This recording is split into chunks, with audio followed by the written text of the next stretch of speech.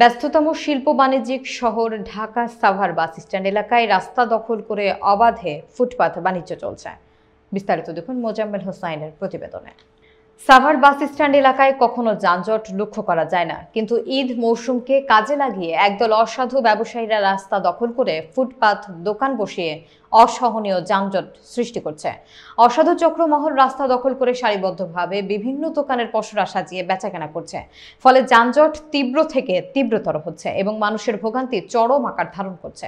তীব্র যানজটের কারণে শুধুমাত্র সাভার বাস স্ট্যান্ডে পাড়ি দিতেই 40 থেকে 50 মিনিট সময় লেগে যাচ্ছে, যা জাতীয় অর্থনীতিতে বিরূপ প্রতিক্রিয়া পড়ছে। প্রতিটি ফুটপাত দোকান থেকে 400 থেকে 500 টাকা একটি অসাধু চক্র হাতিয়ে নিচ্ছে। প্রশাসন নীরব ভূমিকা পালনের কারণে অসাধু চক্র মহল লক্ষ লক্ষ টাকা পকেটে ভরছে।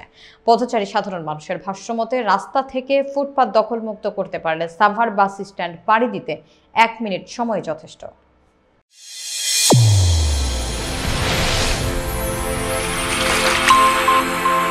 চ্যানেল A1 হৃদয়ের স্পন্দন।